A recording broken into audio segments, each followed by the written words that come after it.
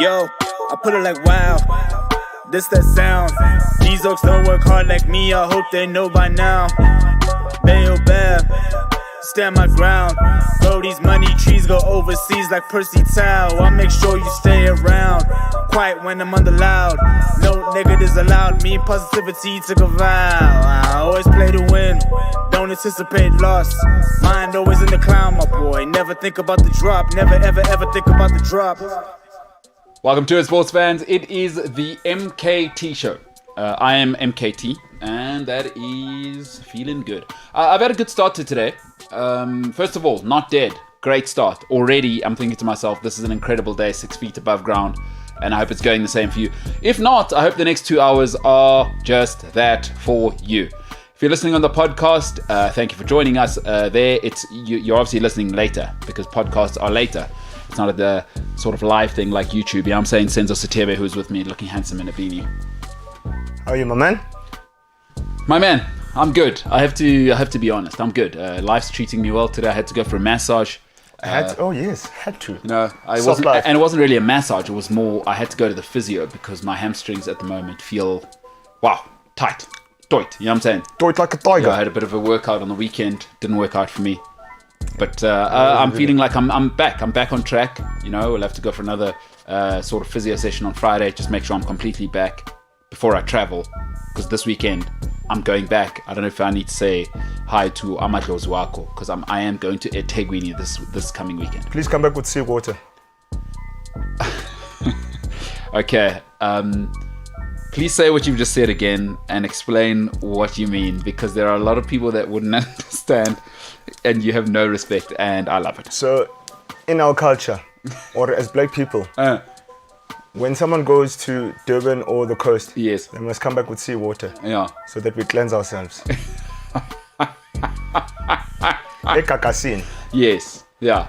So I must come back with seawater in a bottle. Yeah, the 2 liter. Just a little something for the people. You know what I mean? It's incredible stuff. Thank you very much. Senzo, what's news, pal? We obviously you in the middle. I think you're handling it quite well, considering how far you are. Your football club is in the mire. And look, I don't care who you are on this planet, not just you. If you're like a football fan like you and I are, or I should speak for myself, if you like me as a football fan, where football is basically your life, you know, it matters what your football club is doing. It matters. It'll shape your week. You know, for me, if Chelsea lose, the week's not going to be great. Even if we win midweek, when Chelsea lose, it's a mediocre week. How you doing considering you're in the mire right now, mate? Man. If you're going through hell, keep going. That was English drunkard Winston Churchill, who loved a bit of the sauce. He said that if you're going through hell, keep going, huh? That's correct. So what, you're going to lean in? I'm strapped in. I'm buckled in. Is it? In it till the death. And football will kill you a real death? A slow death, a real one. What? Who said that? Mangoba? No. Some guy from... I think it's the guy from Baroka. Yeah, football. Died. You know, Rob, football will kill you. You know, Robbie? Football will kill you. A real death. Senzo Satebe is on it. Hey, if you're with us on the tubes, click the up thumb. That means you like this show. If you hate the show, click the down thumb as long as you watch it. I mean, you can have it on. Have it on in the bathroom. You know, just leave your phone. You're in the bathroom. Have it on. You're not even listening to us. You pretend you're doing work. I don't know what people are doing. Just have it playing. You know, at least that'll support the channel. But if you're listening to the podcast, remember, like, share, subscribe. By the way, wherever you're listening, our link tree is available. That's where people... you know, we got young guys like Ryan and James in the back there.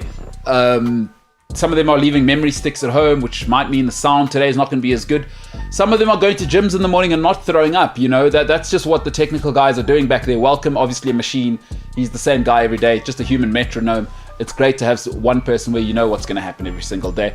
But with James and Ryan, part of the beauty of this West Rand mentality is that you just never know what's going to happen with these two. Yonda Ndigi says that that time of day where you'll laugh, learn, live, and hear no lies, this is what life is about. Oh, yeah, and sure, the best sports show, sports content. I tried to score 5 in 50 minutes and fell in 30. Listen, it's, the Yonda, hey, you just gotta love it. In the back there, James, as I said, he's in a sweater. He's doing the confusing thing where I've never understood it, but he's doing the sweater and the shorts, which is quite cool. Next to him, you'll notice James sitting in a different chair. Terrible thumbs up. Still has no dexterity, but he's feeling good about himself. Yeah, okay, he's doing that thing. Influencer, I don't know there's a camera. This is my normal face. Yeah, there we go. There it is. It's like the terrible influencers who there it is. That face there is the influencer reaction where they go, what's in the box? What's in this box? Oh my goodness. Which is already open. Hey guys, welcome to my channel. Today we got a gift from, you'll never believe, Bath Bomb. Oh my goodness, Bath Bomb. What's in the box? Well, it's from Bath Bomb, ladies, so it might be a couple of Bath Bombs. I'm just guessing. Bath Bomb, huh? Yeah. Sorry, I have feelings towards him. No, hey, you were ready. You were hair trigger right there. All right, coming up on the show today, we got Jaden Sancho. I'll tell you why he's struggling at Manchester United. Then we got Spike Ballantyne, obviously in hour 2. That'll let you know. Oh boy, Max Verstappen, he went. Shaq, Lewis Hamilton, I don't care. I'm gonna just steamroll all of you. Spike will be with us to unpack USA Grand Prix 2021. It was an incredible race. From lap 1, by the way. Absolutely scintillating racing. So we'll talk that and much more on the MKT Show on the other side.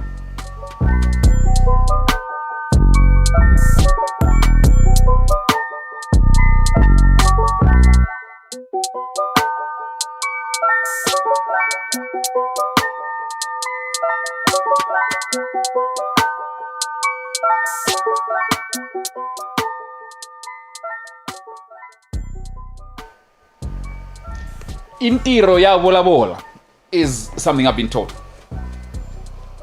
So I don't quite know what it means. I do actually know what it means. It's really, what is the English translation? Because intiro is work. So your work does the talking for you. That's correct. Basically it's to say talk is cheap, money buys the whiskey. Yeah, I'm saying sense of hard plus, bro. Yeah, I mean, unless you don't drink whiskey, then the saying doesn't work for you. Some people like beer. So, maybe they should make that saying a little bit more flexible. Some people drink beer. Some people drink tequila. Some Don Julio. James, you tequila guy back in the day when you were living that wild life? Or you what you strike me as? The fun tequila, you got to get the colourful gin, I'd imagine, is what you'd have. I actually used to often be the person in the friend group that would suggest tequila against, because there's always someone in the friend group that's like, hey guys, we should do tequila. Oh, like a shot? Yeah. No, but like it had to be tequila. What, for the shot? Yeah. There's always the one person in the friend group that does we should do tequila, guys, and then we end up hating our lives. And I'm that person. Have you ever seen Tequila Mockingbird? Did you say Tequila Mockingbird or Tequila Mockingbird? Well, a little bit of both, yeah. Okay, so you're not impressed. Which is fair. No, which is fair.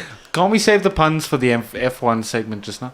No, we can do that. I just thought it's been a bumpy start, and I thought let's sort of insert some comedy.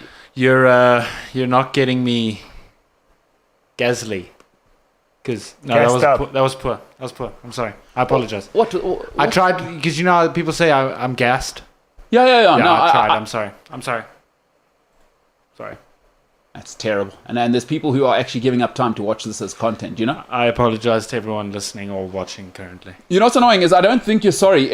You know what that apology is? There's two different types of apologies in life, right? There's the I'm sorry I did what I did, but that was actually I'm sorry I got caught. You're the classic husband who cheats on his wife, and it's like, she goes, oh my goodness, what do you have to say for yourself? And then you say, I'm sorry that you caught me with her. Not I'm sorry for what I did. And then that felt a little bit like that apology. So to me, it was coming from a place of I'm sorry that everyone watching and listening had to experience that. Yeah. I don't wish that on my worst enemy. That was a horrible experience for everyone involved. All right, Tabo Pali. Of course, it might be confusing for you because you might see this as Tabo Pali, and we've all made that mistake. But actually, he's from the sort of what they call the Switzerland of Africa, which is Lesotho, by the way. Incredible place. If you don't like altitude, don't go there. I believe the whole country is actually above 2,000 meters. Just incredible height there, and some of those beautiful mountains in the world. Now that L becomes a D, so have some respect for Moshweshwe, who did incredible things considering the little resources he had. Tabo says, James, change Senzo's title to Senzo Sitebe. His team lost 5-0 to Liverpool. Senzo, don't know if you watched that game. Manchester United lost 5-0 to Liverpool. What you gonna do, man? Well, don't lose 5-0 to Liverpool. I mean, what are we doing here? Hey, it's a very good question. So, do you not listen to news anymore? You're just like, I'm going to ignore... Yeah. What do you do now? Yeah, actually, that's probably a good question because you're into content. Are you just watching, like, what's the Kardashian thing? Living with the Kardashians or keeping up with the Kardashians the whole time? Not even, bro. Not even. What do you do? How do you get away from Manchester United news? Well, you can't avoid it. You know what I mean? So what are you doing? Take me into your day. I'm doing Hey, you know what? This is a good chance before we get into Manchester United. Take us into Senzo's world. All right, you leave work, whatever time you're leaving, you're on your way home. Crash, boom, bang. Sometimes you Uber, sometimes you take a taxi. You head home. Boom, boom, boom. You walk in the door. Take me into Senzo's world. What are we thinking? Change into sweatpants. Sweatpants. Do you have the tight ones, or do you have the loose-fitting ones? With both. Okay, both. So you're not even thinking about it. Whatever sweatpants are there, get into that. Sit in my bed for a bit. Yeah. Catch up on the news, and then go read some of my schoolwork. And then what? When do you eat? What do you eat? Who decides? Who decides what we're eating? Do you? Whenever, my man. Because you live with your family, so do you say, "Hey, this is what we're eating"? Who decides that whole thing? My mom. Oh, that's because she's cooking. I would imagine. There you go. So do you ever put in an order? Because when I used to live with my parents, I used to live with my mom. I say, I want to eat this today. Make that happen. Otherwise, I'm not happy. It's not a restaurant, my man. Not for you, huh? That's tough. Ryan, you strike me as the type of guy, because you still live with your family as well. You strike me as the type of guy who's putting in an order at home. Like, now I feel like, well, you live in the West Rand, so you might say, I feel like hot dogs for supper or whatever. I don't know how to respond to that. Yeah. Oh, sorry. Which part? Are you just assuming that we just have hot dogs for dinner? Well, I don't know. You can have nice food too in the West Rand. Oh, okay, that's news to me. No, there's genuinely some nice places in the West Rand. Have you ever been to the diner? It's in Devilsdorp. Ryan, I've told you this before. For South Africans who don't know, so let me break it down for people around the world. I live in a part of South Africa called Johannesburg, right? Which is, it's a real city. It's cooking. But I live in a very, very conservative suburb. I'm a very conservative person. I live in the northern suburbs of Johannesburg, which is where the middle class people live. And there is a road on the way to where Ryan lives. It's called 14th Avenue. Now, people say that's quite close. But anything past that, I refuse to go there unless I'm getting paid to do it. So, Ryan, I don't know diners or whatever you're saying because there's no way I'm going to the West Rand. But you're on the wrong side of the West Rand, though. Oh, you're thinking of... That's like Florida side. The dodgy side is when you go over the mountain. No. The dodgy side is when you go past 14th Avenue. Like, don't hang on Undeckers for too long. Because what's going on there? No, because Undeckers, you can go directly to Devilsdorp from Undeckers. But there's like a point, right? And you just have to don't cross that point. And then you'll be fine. Cool. So what are we saying? Diners, huh? Well, there is a place called The Diner. And Okay. I believe James took his mom out to a lovely place called, where was it? Banjara. Banjara. Banjara. Yeah. I think that's more of a in franchise. Town It's not- Square. Okay, Banjara's Fancy around name. the country, I think, guys.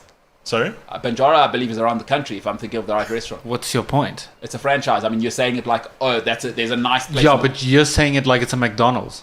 But, I mean, you can get personal service at a Banjara. at a chain. Yeah. You can get personal service there. Uh-huh.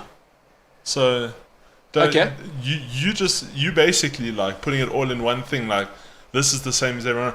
In the West End, we have friendly people there that run chains. Okay. So And now, then we have other people who don't run chains. They actually just yeah, they have chains to beat people up. yeah. Yeah, no, because Yeah. it's the West Rand. I understand where that was going. Very In the good. northern suburbs, if you're not putting down like 500 rand, you can't get a decent dinner or like a decent like waiter to look at you with respect. Well, hot take. Nice things cost money. What do you want? You said the middle class lives there. Don't you ever want to live your life on the edge? I mean, there's the yeah. Listen, but Ryan, do you call home? Like, do you go, hey, mom, listen, here's how it's gonna go. Here's what I'm feeling today. I would like chicken, boneless chicken. Are you that guy for supper? I guess I can. Do you though? I mean, you strike me as the type of guy who would like the passive aggressive thing where people go, I don't want to tell you what to do. Oh, like that. Yeah, like to who cooks at home? You, your mom, dad, sister. We're trying to get a thing going where the whole family has to take a turn. But Okay. Well, what are some of the roadblocks? Because you're saying we're trying. Like, well, why is it not happening? because some days I'm either home late or I take a nap in the afternoon. Mm-hmm. And so then my turn will be the next night. If I'm up, but if my sister gets home a bit later, then she'll cook, and then sometimes my dad works late, so my mom will generally be the main cook. But And do you put in orders, or does your mom say like, hey guys, what do you want tonight? Well, no, not I sort of run with whatever we're going with. Oh, that's tough. That's tough because I mean, I am fussy, but I'll run with it. do you complain? Do you like, because fussy people, if you're saying you're fussy, it's like, oh, are you that guy? Oh, it's pasta again. Be honest. Yeah, I'm sort of like, do you know how we have that discussion about you're not angry, you're disappointed? It's just like, okay, we're having this. We could have had this, I got you. but instead we're having this, and that's okay. But, I mean, would it kill you to make a decent spaghetti bolognese? Do you say that to your mom? No, I would never say that to my mom. Not directly, I No. mean, but now you have kind of said no. it here. If she is watching today, right? Remember, we do live on the West Rand. Yeah. Oh, so is your mom from the West Rand? Mom's from Zim. Oh, and she's a farm. So most people from Zim that live in South Africa are from. Is she a farmer? Like No, but my uncle was. okay, but But she came from Harare. hardcore. Yeah. You will get a slap in the face. There's Yes. no 2021 parenting with farm people. They will sort you out. Farm people. Oh, well. No. Well, I mean. No, I'm not apologizing for that. I kind of like that she's from that environment. Yeah. I think more kids of your age and James' age need a crack in the face, just so that you know that you can't go around talking a certain way. You can't tell your mom, hey, listen, I like the chicken, but would it kill you to have a hot dog every now and then, or whatever? All right, Ryan. No, fair enough. Listen, every day's a school day. Nice to know what you guys in the West Rand are up to. All right, listen. So if you're a Manchester United fan, Jaden Sancho is in a situation right now. And I was watching on the weekend, obviously. I watched from goal 0 to goal 5. Really, I watched till goal 4, and then I couldn't believe they scored a 5th. But Jaden Sancho on the weekend was a really, really interesting thing. He's a little bit trapped because people forget that this guy's still only 21 years old. I think everybody thinks the price tag means he's 25 and at his peak already. He's not. We've only seen the raw product, and I think Dortmund does this better than most people, is to give you the raw product and somebody else go and polish it, which makes Erling Haaland even more exciting, right? But let me quickly tell you why I think this guy is struggling. And I think for Jaden Sancho, the rest of the season is a write-off. Number one, he came in overweight. And I don't know what the story is there, but he is not in footballing condition. We've seen that. But here's the thing about creative people, right? Creative people. I work in them in my industry. They're everywhere. And one thing is that creative people are generally emotional people. Generally, not always, but generally the ones I've encountered is generally creative people or emotional people. And the thing about emotional people, right, they will always tell you this: I need my freedom. Actually, what you need is some stability. Yeah. Because actually what they think is they want the freedom, but they don't know how to make it a business. Because creative people just want to express themselves the whole time, but unfortunately, you've got to at some stage say, hey, it's a business. How do we convert your creativity and make it something people will buy? Creatives don't like to hear that because they hear that as a prison, right? Creative people actually, for their talent to flourish, need stability. Jaden Sancho, unfortunately for him, came from a stable place to an unstable place where his tendencies now that he had at Dortmund, they could absorb it because it's stable there. So systems can handle a little bit of edge. Manchester United were already a mess, and Jaden Sancho is 21 years old. Like, young people need stable environments. He came into the worst situation, and I'll tell you what young people don't do well with. I don't care how smart or how prodigious you think you are as a talent. They don't deal well with pressure. They don't. Young people do, and that's not their fault, by the way. It's not a 21-year-old's fault that they are not ready to deal with pressure. It's that he's 21 years old. He has never felt real pressure in his life. Dortmund protected him from everything. Manchester United is at this price, my friend. Oh, you, sir, need to be ready. Creatives need stability. Let me tell you something. Jaden Sancho is a victim here. And I'm not a big fan of what he was doing with... I said to Manchester United fans, actually, before he signed, I said, the haircut in lockdown thing, that tells you he's not actually a Manchester United player. And then he pitched up overweight. And then I thought from the beginning, this ain't going to work. Right? Because I can see already where that's going. I've seen this before. I've played with creative people before. I know what these superstars are like. He's not cut out for Manchester United. But in this case, he's a victim. He is the victim in this case. Because he came into a place with no culture. And creative people, hear me now. I've worked with them for the last 7 years. What they think they want is freedom. What they need is stability. For creativity to flourish, there must be stability. You don't believe me? Probably the greatest business of all time is the Catholic Church. And my God, what a base they've created for the greatest artists of all time. So go and look at the greatest artists, the Sistine Chapel, all of these chapels, right? Go and look over the last 400 years who the biggest artists are of all time. Everybody thinks that Michelangelo is just some dude, some maverick who came through. No, funded by the Catholic Church. We know that now. So he had that stability so that his creativity could flourish. He didn't have to worry about what's he going to eat. This is what creative people need. They need stability. Jaden Sancho is headed for a disaster situation. But there's an even bigger disaster, and this is my last point on him. And I wish somebody had told me this when I was younger. They tried. Is that, you know what you're never going to get back is this lost year in the development phase of your life. You're 22 next year, right? That you don't get this year back. This is a stunted year of growth because he's still growing. You must remember, part of the growth you have to do at Manchester United is you're on the front pages. How do you deal with that? This year, this is stunted now because he's not in the papers. Everyone's talking about him for the wrong reasons.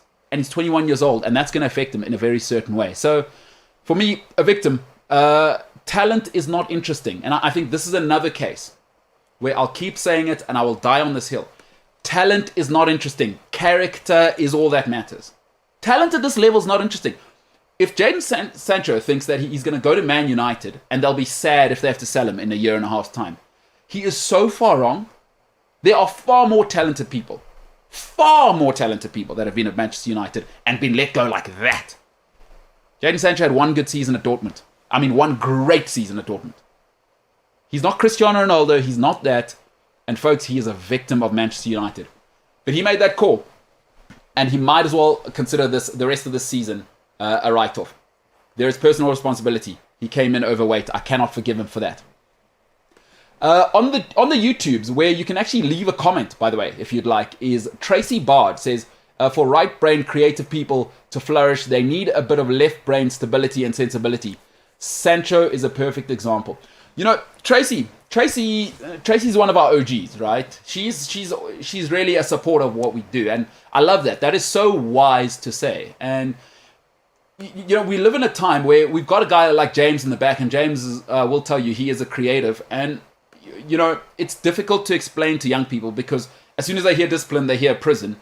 Is that's how you let your talent actually flourish. Get into some routines so you've got a foundation for your creativity to really express itself. So Tracy, I love that, and I couldn't have said it better. Jaden Sancho is in a situation, but in life, sorry folks, 100% responsibility. He came in overweight, and I told people before he came to Man United, the haircut in lockdown thing, that tells me who he is. That's a problem. Not at Man United. Mbulelo Govan says, tough times for Jaden, even had to readjust his accent again. Wow. Oh my God. That is so good. That is so freaking good. Yeah, so Jaden Sancho, hey, what are your thoughts on him? Can he bounce back? Are you a fan of him? Did you like him? I'm a fan of him. I like him because like he's into assisting more. Like he wants to give the glory to somebody else. Got you. So he's one of those guys. You know what I mean? He wants to be the architect. Yeah. Yeah, but I mean, he just needs. I think he needs a manager like who's gonna unleash the best out of him. You know what I mean? You know what I hope he doesn't become? Chelsea are in a situation. A guy called Callum Hudson-Odoi is becoming a bit of a situation now. And I don't like the paper talk where Thomas Tuchel has to explain why he's being hard on Hudson-Odoi. Like, just be hard on him. Like, Hudson-Odoi just got a cracking 150,000 a week deal 2 years ago at the age of 18. Yeah. Be as hard on him as you want. Yeah, because, I mean, you have to. Because now you're saying, listen, we're not just going to reward you. Yeah. Let's produce now. And you know it's tough to tell young guys, especially now in the Instagram phase. Look, you saw it with Neymar, right? You're seeing it with Neymar now. All the stuff that's come out in the papers is actually Barcelona was such a sanctuary for him. You know, as much as he's saying, I hated being in that, but being around Puyol, being around Xavi, being around Leo Messi protected him so that he could just do his thing. You know, talent just wants to do its thing, right? And one of the greatest things I believe that ever happened to Neymar is that Barcelona system so hard on players. Jaden Sancho doesn't have what Cristiano Ronaldo had. Ronaldo, part of his talent is that he came in and Rio Ferdinand was unforgiving and Vidic was unforgiving. Yeah. And the great Sir Alex Ferguson from 19. Ronaldo arrived at 19. Yeah. Unforgiving. Folks, I've been around some talent in my life. And the one thing I've always said, I'm not a talented person, so I don't know what talented people go through. Right? But one thing I know that I've seen when they want to flourish, talent needs to be coached. In football, I don't know about business, but in football, talent, it needs to be and it wants to be coached. Because talented people get bored, by the way. Like, people don't know this, is talented people get very bored very quickly. They figure things out twice as fast as the rest of us, and then they get bored. Which is why Thomas Tuchel is perfect for Callum Hudson-Odoi, if Odoi is going to be the guy that he's going to be. I'm still unsure on Hudson-Odoi purely because I always pick character over talent. Talent is so not interesting to me because talent is everywhere, right? Are you willing to put in the hard yards? You're not going to be like, now it's too late. You know, it's unfortunate for Jaden Sancho, and I really like him. Like, you've got Cristiano Ronaldo level talent, but you'll never be Ronaldo now. You've wasted another year. Because Ronaldo at 21 was 2 years away from becoming Ballon d'Or. But he was in it. He sunk his teeth into his talent. Jaden Sancho's doing what? Pitching up late, pitching up overweight. What are we doing? But what it tells you is that at Manchester United, the culture is so rotten. Luke Shaw pitched up overweight. Jaden Sancho now pitching up overweight at Manchester United. Boy, oh boy. I mean, I just don't know, man. I don't know. And maybe, you know what? Maybe I am the old guy. Maybe at 35, I don't get it. Maybe these kids, it's about vibes. But as far as I know, it's Manchester United. And at Manchester United, there was one standard. That Cristiano Ronaldo at 18, it was non-negotiable. There was no way you were pitching up overweight because Vidic wouldn't put up with it. Carrick wouldn't put up with it. And if Jaden Sancho wants to be that guy, it's like, if you want to be that guy, sacrifice. You got to be a guy who sacrifices. It'll be interesting to see. It's a write-off this season for Jaden Sancho. It is unfortunate. All right, on the other side, by the way, we will get some social media from Senzo. See what's happening on the airwaves. But let me quickly tell you something. If you're a busy person and you're like, oh, my life's so hard, I've got to work, I'm single in the big city or whatever, I don't know what people complain about, is don't worry about it. You can get this show on the podcast. cliffcentral.com, the Cliff Central app, Spotify, or wherever you get your podcast. Maybe you're that guy. I'm going to the grocery store. Ryan doesn't go to the grocery store because he just tells his mom she should have made a different supper, and he makes her do the shopping and the cooking. Obviously, we've heard now Ryan will complain about anything. But maybe you're that guy. By the way, big earphones in the shopping mall guy, you look stupid, by the way. Let me just tell you, like, stop shopping with your big earphones. Get the things that come in. You know, you look ridiculous getting beetroot with your beats on your head. You look stupid. I just want to tell you, like, it's not a cool flex. You're not a soccer player. Like, you look like a dum-dum. I want to tell you what you look like, a 21-year-old guy with flops and cool socks. You look like a dum-dum at the shops with those big cans on your head. What are you, DJ? What are you DJ? Are you DJing near my oranges? Is that what you're doing? That's what you look like. You look like a dum-dum. The MKT Show, plenty coming up on the other side.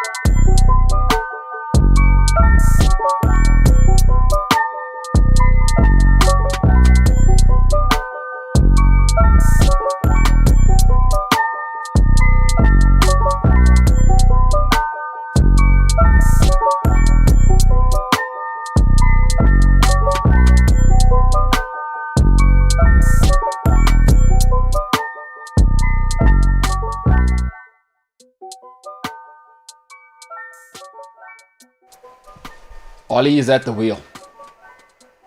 That is the face of a man who recognizes it. Ollie is at the wheel. Hey? Hey, it is what it is. Ollie's at the wheel. Yeah, man. That's sensitive. Broken. Alone. Do you feel more alone or heartbroken? I'm devastated, bro. You're a man, eh? A man apart. Yo, that's putting it lightly. Yeah. Here's a man, Tyron van Wyk. Hey, Tyron, it's so great to have new listeners and new people commenting. And what I like is they're taking great joy in Senzo's pain. So, Tyron, remember to hit subscribe. By the way, if you are new to Cliff Central Sport, welcome. Please do subscribe to our YouTube channel. It's good for my ego and it's good for our numbers as we are trying to get some sponsors, which is excellent. So, Tyron van Wyk asking a great question. Why is Senzo not wearing the Liverpool shirt today? Senzo, do you care to answer that? I don't want to speak for you because you're a grown man. It's not an everyday special, guys. What's the story? I told you guys twice. Only When twice. Paolo's here. So you're not wearing the shirt today? Tomorrow? Wednesday? Friday. Friday, eh? Oh, it's the long lunch as well. Oh my god. Yeah, so Flip will be here. There we go. Word. Some people are very happy about that at the back. Ollie's at the wheel there, James. Just your thoughts. There it is. I was singing at the top of my lungs during the ad break. Oh, really? Yeah.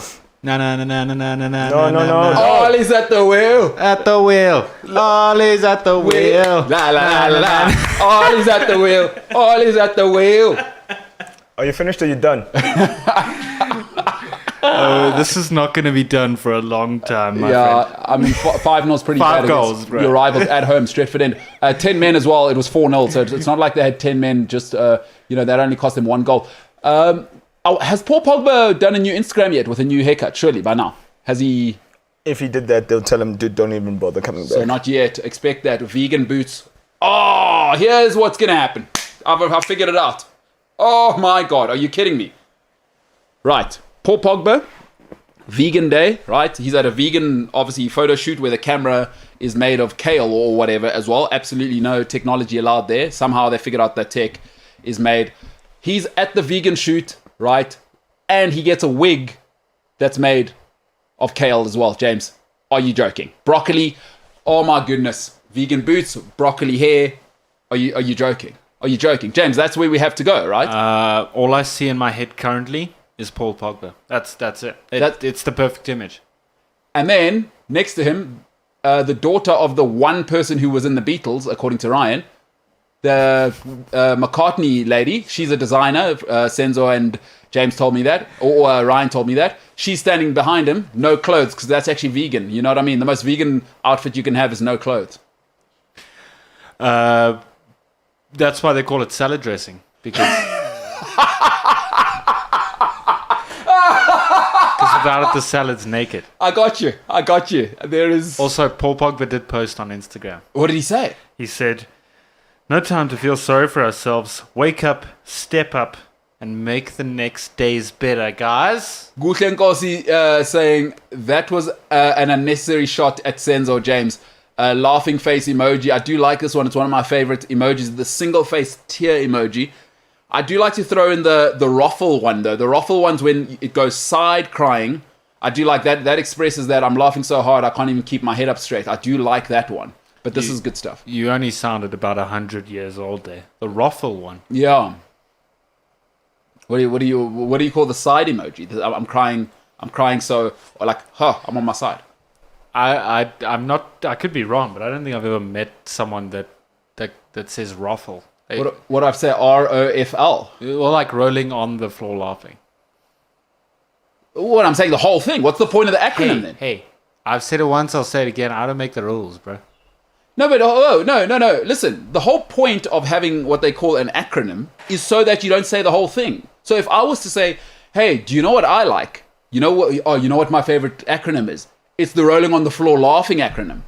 So the reason you have, the reason I say, hey, James, when do you expect this? If you say to me, oh, TBD, I don't say, oh, thank you very much for saying to be determined in a short way. No, you've already done that. So the ruffle should send a purpose. There should be a way to say the acronym. That's the whole point of the acronym. Do you know what I mean? Hey, man, take it up with William Shakespeare. I didn't make the English rules. Neither did he. He was just a guy who wrote. he just wrote plays. He had nothing to do with it. Didn't he make up some or create some? No, he created a lot of words. Yeah. But there's this place called Oxford. I'm not sure if they actually released it's a bit like the Bible. It does give you a hint with the whole dictionary thing. I'm sure you've heard of it. The Oxford Dictionary not doing too badly in terms of sales. What's a dictionary? Yeah, no, and it shows, and it actually does show with you, James. William Shakespeare, interesting character. Stratford upon Avon, by the way, James. You can go to his house. One of the most boring tours in the history of mankind. If you do want to do it, it's a bit of a tourist trap thing. If you're into like literature, unlike James, where you've got a bit of culture, I guess you want to go just so you can take the douchebag Instagram photo. But James, if you go, it costs a fortune, by the way, and it is incredibly boring. Is this Will's house? Yeah, old Billy Dog's house. Where does he actually live? Or where did he Well, live? now probably 6 feet under. No, a little more. I'd probably say 25 to 55 feet under. I mean, yeah, as you know, he would have died a while ago. So where did he live? And don't just say the country. No, I just told you, Stratford upon Avon. He lived in England, obviously, Yeah, James. United Kingdom. Stratford upon Avon. That's a real place. What do you think I'm telling you? Like a new version of tomato sauce? Did I not just say don't just say the country? Well, I said Stratford upon Avon in England. No. I'm over it. Let's do sports things. Wait. We're teaching people. What more do you want to know than the place he lived is called Stratford upon Avon? No, when you first said Stratford, say it again. Okay. Yeah, when you first said where he lives, I didn't hear you. And then when I asked, you guys were like, England, United Kingdom. And I was like, but I just said, don't say the country. You're a mess, and I like it. I am. It's been a long 5 days. You're a mess. You're a complete and utter mess. It's true. All right. Well, takes one to know one, they say. Ollie Out says, good morning, best show in Africa. Damn right, Ollie Out. Although, Ollie's at the wheel. And myself and James know that. No. Ollie's at the wheel. Nah. Ollie's at the wheel. Ollie's at the wheel. Ollie Out says, my name will happen after the City game. Now, that's a good one. That's a good time to come to Senzo Stebe. What is acceptable in the City game? Be honest. Get out of your fields. A win. A win against who? Now, come on, dog. Oh. Hey? Did you say a win? Yeah, that's what I just heard as well. W. Against Manchester City. You heard right, my man. No. Hold on. At this stage, we now need to wonder, while my mother's in town, should she be coming to have a sit down with Senzo Stebe to No, see she shouldn't. Don't worry. his stability mentally? Listen, Senzo, I hope you know. Yeah, exactly. James, Man, you're not a fence, bro. I'm flabbergasted. Don't be. I'm flabbergasted. What? Don't be. Are you being serious? Dead. Do you have a mirror at home? How would you look at yourself if you heard you saying that on the podcast later? A win against Manchester City. Correct. Now you can't be serious. I didn't stutter. So wait. Okay. So you're saying Ollie has to win against Man City in order for to not get fired? Mm-hmm. What if they lose 3-0? Then kill me dead. He's not going to get fired. Is it what? MKT. Yeah, talk to me, Ryan. Can we safely say that Senzo's insane? I believe Einstein said when your insanity is, expecting the same thing to have different outcomes, but it's just keeps happening over and over again. No, what he said was doing the same thing and expecting a different outcome over and over. Yes, that one. I don't think Senzo's insane, because in this case is that it's kind of like, Ryan, you ever met somebody where their girlfriend's a nightmare or their boyfriend's a nightmare, and you're like, what the hell is this person doing with that person?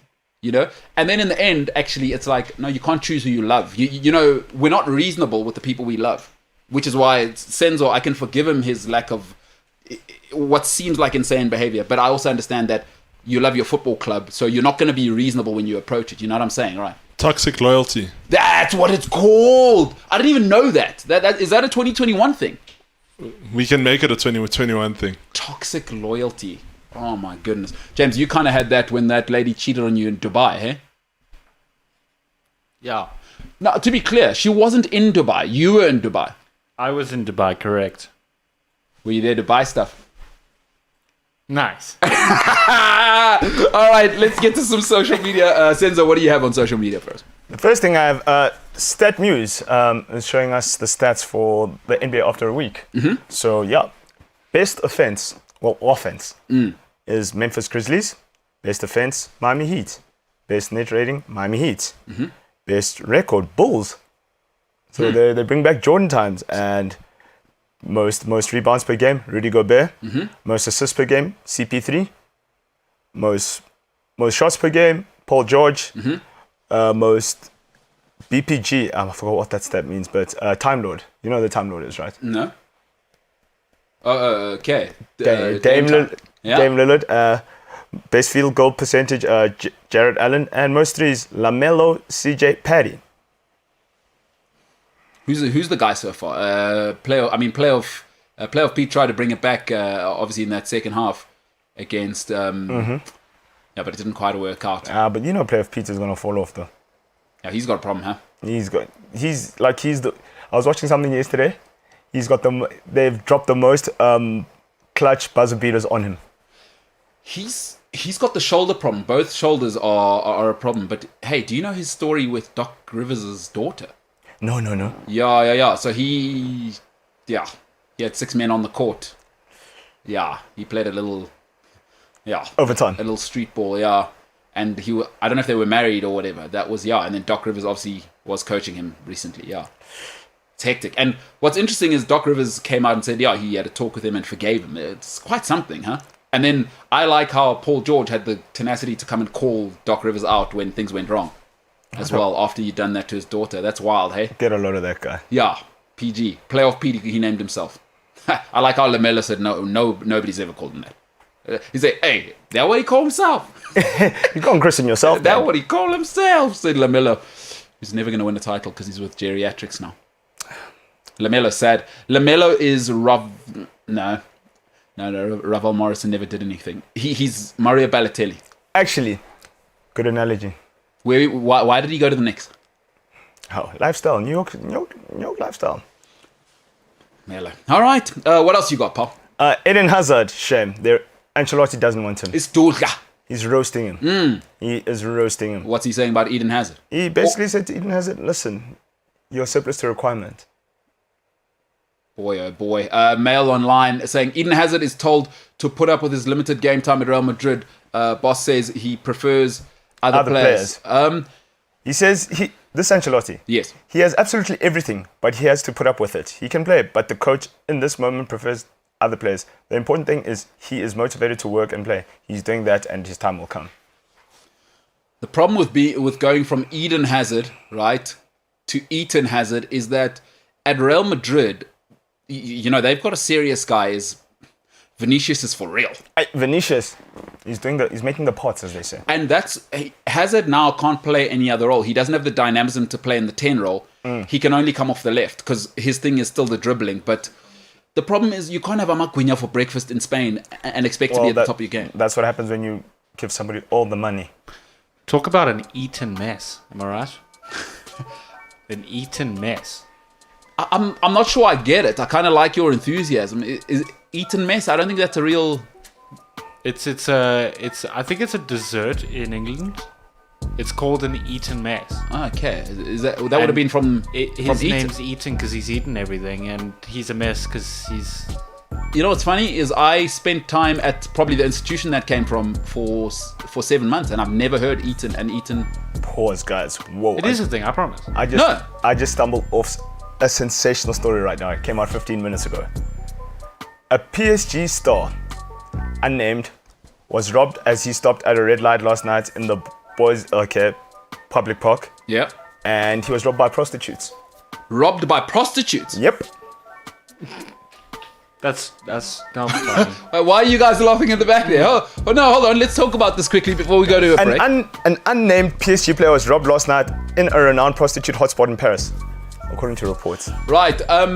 Eden Hazard. Okay. Obviously, Carlo Ancelotti. He says, "Hey, I played with Franco Baresi. I'm not going to put up with fatties here. Forget it. I've built two great teams. One at Real Madrid, one at AC Milan. Dynastic. Is that we cannot have a fatty like Eden Hazard trying to bring a dynasty down. Carlo Ancelotti saying, "Hey, I gave them La Decima. I've seen that before. You can go and have all the hamburgers you want. Get the hell out of here. I got a pretty boy from Brazil called Vinicius, who is just incredible for his age. So you get the hell out of here. I'm the Don, and I'm also going to do that thing that The Rock does with my eye. That's what Carlo Ancelotti will tell you. So Eden Hazard in big trouble, big waste, big trouble. That's what it's going to bring you. I'm just telling you that. Don't shoot the messenger. So, we got to go from that. Obviously, Eden Hazard, that's fine. He's, you know where you'll find him in the canteen and not playing football because he's eating everything. Let's quickly move on from that because I know we need to go to a break.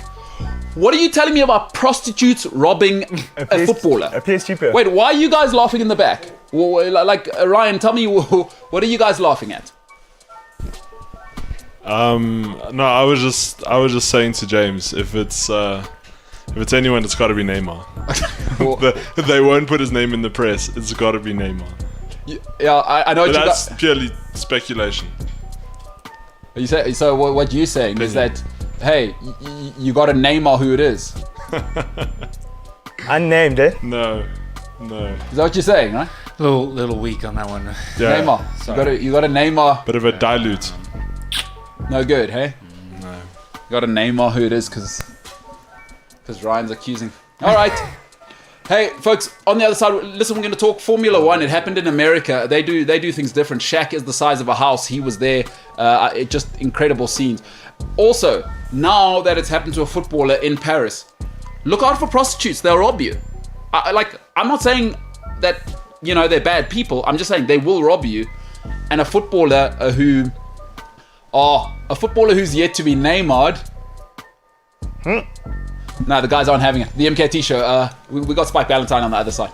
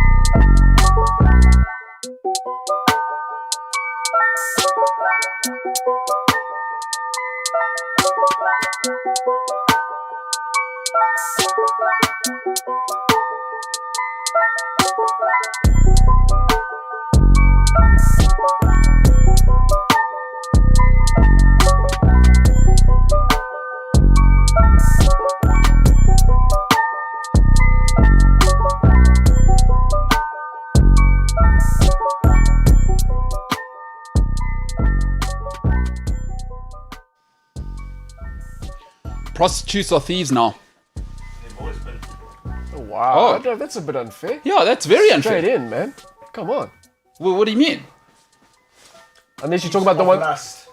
Oh, I thought maybe you were talking about the one that stole your heart. Oh, my. Sorry. Oh, man. No, I like that. The one that stole his heart. The prostitute who stole his heart. Joining us now, Spike Ballantyne, who, for his sake and our sake, I hope he's never been robbed by a prostitute. Spike, I'll let you answer that quickly before we get into Formula One talk. No. Okay. So I mean, no, I haven't. No, I'm not going to answer. Because no comment is actually a comment. Yes, yeah. So at this stage, you'd like to say, you categorically state, you've never been robbed by a prostitute. No, never.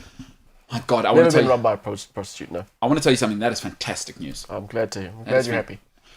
Now, we need to ask the next question, Sam. What is a footballer who's a millionaire doing near prostitutes? These are the questions, eh? The real answers. I can relate that to Formula One. One of the Schechters, I don't want to say which one because I can't remember, and I might disparage the others that weren't. Yeah. He was in F1. He was a test driver for Jaguar, I think, at the time, or he might have even had been in line for a race seat. And he was caught, I think, what they call it, soliciting in the UK. Yes. Baiting. Yeah. Soliciting. So yeah, so it was one of the Schechters, and he was on his way up, had everything going for him, and yet On his way up. I like what you said. That's good, that works. All right, but I mean, whilst we are a Formula One segment, but while we're talking phallic, you know, at least he wasn't that politician who was in Bruges who was anti-gay and then obviously caught in lockdown in the gay orgy. Oh wow! Yeah, there was a politician that happened. That was incredible scenes. So Yeah. you know, in this day and age, whoever it is, and we haven't Neymar'd him at this stage. He hasn't been Neymar'd. It's way too in your face, which makes it weak. You know. Is that what it is? Sure. I think so. Well, so what if I said nay and then we kept talking and then we like marred like a little bit later? You know what you could have done Yeah, is been like,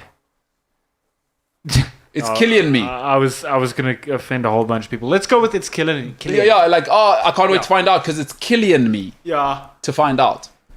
You know what I mean? There has to be a better one. There has to be. Can You know I what jump it in is? with The situation is messy. See, Oh, there we go. Yeah, but also we shouldn't rush to conclusions. Nice. okay, that's Yes. how to get into it. All right, let's get into. Nice. You know, you know, one of my favorite things, and I've been really fortunate to have been to Texas quite a bit because my father worked in an industry where it is booming down there. You can say oil, it's fine. Well, the natural resources. Right, okay. And so I just love Americans for this. When I was obviously using the greatest sports app there is, the F1 app, to watch the highlights. Circuit of the Americas, they call it down there. Mm-hmm. Like not I don't know, like Texas racetrack. No. So all of the Americas, just like the Dallas Cowboys have named themselves America's team. They haven't won a title in 26 years. But don't you love how Americans do that? Yeah, and that's the thing. It's not just circuit of America. It's, as you say, all the Americas. Yeah. The Americas will not have another circuit besides that circuit because that is the Yeah. circuit of the Americas. If you live in Guatemala and you're thinking, we need an F1 race in Guatemala, don't worry about it. We got you. It's in Texas already. Yeah, exactly. Because you're in America, we're in America, we got the circuit of Americas. There we go, done. Spike, now, you were away. I was, yeah. You know, wherever you were, I hope you've come back refreshed. Boom, boom, boom. But I don't know, did you get to watch the race live or did you have to come back and watch it whenever you got back? No, I'll go watch it when I got back on the F1 TV Pro app. Fantastic app. I mean, you can't say enough good things. If I say more good things, people are going to think they're paying me. So I'm just going to say it's a fantastic app, maybe the best sports app out there. But are you joking? I mean, you know the thing about highlights is, I just want to speak to every single news like app and program in the world. Cut out the 50 seconds at the beginning where it's the people warming up. Yeah, no one cares. Don't I hate that.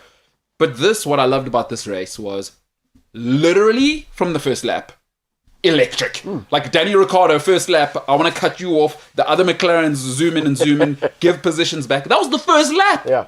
The first lap was maybe the lap of the season. It was incredible. So already we knew from there.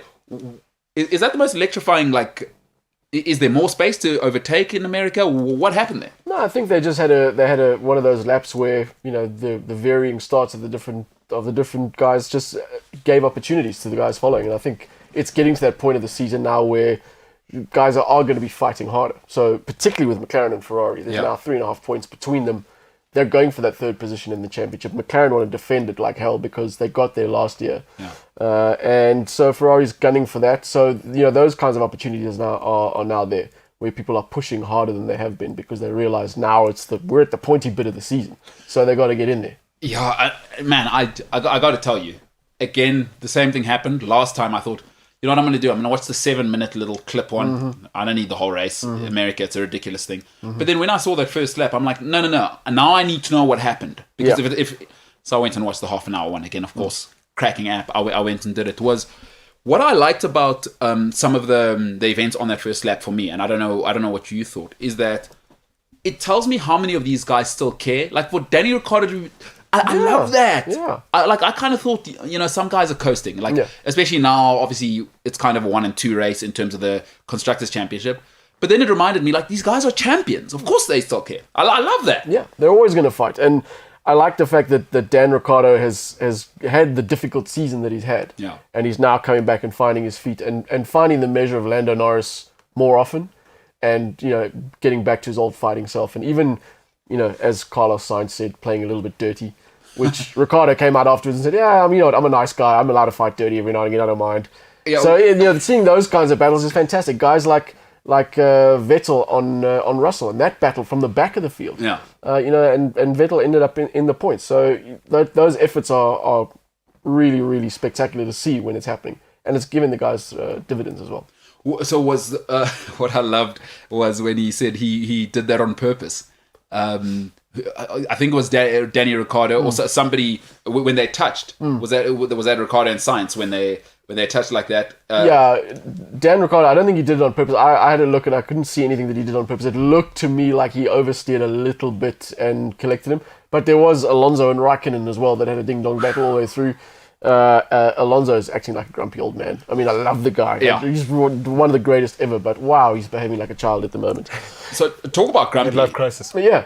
Who, Alonso? Yeah, I mean, he has the battle with Raikkonen. Raikkonen gets pushed off the track by Alonso and happens to get a better line and carry more speed and take the place of Alonso. Alonso's on the phone to his engineers going, he passed me by going off the track. I mean, never mind that Alonso pushed him off the track. Yeah, that's beside the point. And then Alonso kind of fell back and Raikkonen raced into the distance. And then later on, Alonso and Giovinazzi, Alonso tries this impossible move. That's never going to work. Yeah. Goes off the circuit, but takes the place and carries on as though nothing's happened. In the hope that the stewards will go, you know what, it's fine. Raikkonen did it to him, so he can do it to someone else. But then later on, was forced to give the position back. So now this ties beautifully into obviously Verstappen saying, "Get these cameras out of my face." But I want to talk about, how this ties in. Like in every story, you need obviously main plots. Protagonist, antagonist. We have that beautifully now with Max and Lewis, obviously, and Toto's in the mix as well. Yeah. So we've got great narratives for that main story. But it's kind of cool to have guys like Alonso as a subplot. The guy is he long in the tooth or not, and he's a little grumpy. It's good for the TV show. You know what I mean? Yeah, Like I love it. Hey, Fernando, go for it. Yeah, absolutely. And there's lots of those little subplots going on the way down down the grid. You look at guys like the battle between Norris and Sainz. These are ex-teammates, still good mates, and they're still, having the occasion to go wheel to wheel, which is really nice to see. Yeah. You've got these battles between ex-world champions. If it's not Alonso and Raikkonen, it's Alonso and Vettel, or Vettel and Raikkonen. These kinds of sub-stories that are also part of the, as you say, the main theme of F1 at the moment. I'm into it. I'll tell you who's not into it. Max Verstappen said... Verstappen. I like that. Yeah. Verstappen. So what's this guy's story? You're overstepping the line. Whoa, James. I'm sorry, I'm going to take that. Okay, James, you got to come in now. Spike has just dropped a gem. Are you box, James? Yeah, box. He's overstepping the line. Overstepping that one's quality. I'll give you that. That was really good. There's no Verstappen him. We've already done that. Yeah. But overstepping the line. That's a flying lap by Spike. That's I quality really stuff. wish we had the old soundboard that we used to use. We could do the clap. I just repeatedly press it. No, but we've moved on. The bigger, better studio, comes with complications. Maybe we should just hire somebody to clap. I mean, I'm always down to make a little bit extra. No, you're working already. I mean, I'm also pretty good at clapping. Look, terrible. It's because you got no dexterity. Give us a thumbs up there, James. See, that's a terrible thumbs up. You got to get that thumb up. The thing about clapping, there we go. Ryan's got it. Obviously, that's the competition of the guys from the West Rand. But actually, clapping my thumb's bigger than yours. All right, let's move on. I don't know what's happening there. I've got no idea. You Valtteried it. It's ridiculous. He's Valtteried it. I mean, hey, Valtteri Bull is what you are. I Valtteried it. Yeah. Doing too much. I don't understand that. Bottas. He's also in Formula We 1. should just do just you. We should carry on now. Yeah. Toto, we're in Kansas anymore. Toto, we're not in Kansas. You get that Yeah. one? Probably not. You have no culture and you don't know that Toto Wolf, however you say it, he's in Formula 1 and also Kansas is a place. It's also from a movie. And it's in America. Nice tie in there. Statistically, Nice Kansas tire in there. is actually flatter than a pancake. What's that? Statistically, Kansas Yeah. is actually flatter than a pancake. Okay, there's no way I would even want to look that up. I mean, it's come from you. Robert Cunningham says, the joke was good. Ignore the people in the back. They are there for a reason. And I mean, that's fair feedback. That's stern but fair to you guys. So I love that people are biased towards me. If Robert changes his mind throughout the show, though, I'll turn on Robert as well. I'm happy to turn on anyone who's against me. So It's the apex, eh? yeah. No, I'll turn on anybody. It's I'm not a loyal person. Max Verstappen also, he's loyal to himself, that guy. So, Spike, what's the story there? No, he's just come out and said, you know what? Everybody's loving Drive to Survive, the Netflix series. They're recording season 4 of that series in the current Formula 1 season. And it relies heavily on the participation of the drivers for one-on-one interviews and that kind of thing. They get most of their stuff at the track while it's happening live. But Verstappen's come out and said, well, he's not a big fan of it because a lot of the storylines are manufactured. Yeah. So they will pick up something at the track and they will just kind of make up their own story as they go. And he said, you know what, he's not interested in that. He wants facts. He wants control things the that narrative. actually happened to be shown and for it to be, as it is. He's not a fan of manufacturing things, storylines for the sake of it. So he said this season, I'm not interested. He's not involving himself with the Netflix production for this season, which will be a bit of a pity if he wins the World Championship. But now, see, this is doing too much. Like, I love him. The sport's bigger than you, and there's Max. I love you. Yeah. And I like for the traditional fan. There's probably a lot of people saying yes. The old school fans will go, yes, it's about the racing, it's about the engineering, it's about. But I'd like to think, listen, mate. To whom much is given, much is expected. Right? Is that you earn the GDP of some countries. And you deserve it. I'm not saying he doesn't deserve it. He deserves it. The market has declared that he deserves it, right? It's economics 101. Come on, pal. Okay? Or I don't know, what's your take? You're a part of something bigger than you. I agree. I think it's a bit of a double edge. You can't contractually force him to sit there and be interviewed by Netflix because he'll be a rubbish guest, a rubbish interviewee. Yeah. But by the same token, as you say, it's part of the game. As much as being photographed by the paparazzi and the media, as much as being hounded at hotels by fans, all those kinds of things. It's all part of the game, and you really should participate and make it about the sport to get as many people attracted to the sport as possible. Danny Rick has come out before and said the same thing. He said, he watched season 3 and a lot of it was kind of not blown out of proportion, but he said a lot of the plot lines were manufactured. Yeah. They made more out of his battle with various people than actually happened. Yeah. But he still plays the game. He's still part of Netflix. He still does the interviews, And I think it's important for the sport as a whole that, you get the buy-in from these guys, even if they don't buy into the final product. Especially the golden child. Yeah, exactly. The chosen one.